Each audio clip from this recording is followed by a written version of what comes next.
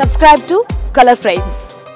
భారత్ తరపున అంతర్జాతీయంగా సత్తా చాటిన అత్యంత ప్రతిభావంతులైన పేసర్లలో మహమ్మద్ షమి ఒకడు. టీమిండియా తరపున నిలకడగా రాణిస్తున్న షమి గత 4 ఏళ్లుగా అంతర్జాతీయ స్థాయిలో 127 వికెట్లు పడగొట్టాడు. గత వరల్డ్ కప్ లో షమి తన విశ్వరూపం చూపించాడు. అతడి పేస్ స్వింగ్ నైపుణ్యాలతో బ్యాటర్లను వణికించేశాడు. గత 10 ఏళ్లుగా టీమిండియాకు షమి ప్రధాన బౌలర్లలో ఒకటిగా కొనసాగుతున్నాడు. దీంతో కేంద్రం షమి ప్రతిభను గుర్తించి ప్రతిష్టాత్మక అర్జున అవార్డుకు ఎంపిక చేసింది. దీంతో మహమ్మద్ షమి కల నెరవేర్చుకున్నారు. రాష్ట్రపతి ద్రౌపది ముర్ము చేతుల మీదుగా షమి ప్రతిష్టాత్మక అర్జున అవార్డు అందుకున్నాడు. క్రీడా రంగంలో ఖేల్ రత్న అవార్డు తర్వాత రెండో అత్యున్నత అవార్డు అందుకున్న షమి తన సంతోషాన్ని వ్యక్తం చేశాడు. తన కల నెరవేరిందంటూ ఎమోషనల్ అయ్యాడు. రాష్ట్రపతి చేతుల మీదుగా షమి అవార్డు తీసుకుంటున్న వీడియో ప్రస్తుతం నెట్టిట్లో వైరల్ గా మారింది. షమికి శుభాకాంక్షలు చెబుతూ నెటిజన్లు పోస్టులు పెడుతున్నారు. దీంతో షమి పేరు ఒక్కసారిగా ట్రెండింగ్ లోకి వచ్చింది. 2023కు గాను 26 మంది అర్జున అవార్డు స్వీకరించారు. వీళ్లలో ఆసియా గేమ్స్ లో పతకాలు కొల్లగొట్టిన అథ్లెట్స్ ఎక్కువ మంది ఉండటం గమనార్హం. మహమ్మద్ షమి ఉత్తరప్రదేశ్ కు చెందినవాడు. అక్కడి క్రికెట్ సంఘం రాజకీయాలతో విసిగిపోయి పశ్చిమ బెంగాల్ కు షిఫ్ట్ అయ్యాడు. బెంగాల్ తరపున రంజీల్లో సత్తా చాటి టీమిండియాలో చోటు దక్కించుకున్నాడు.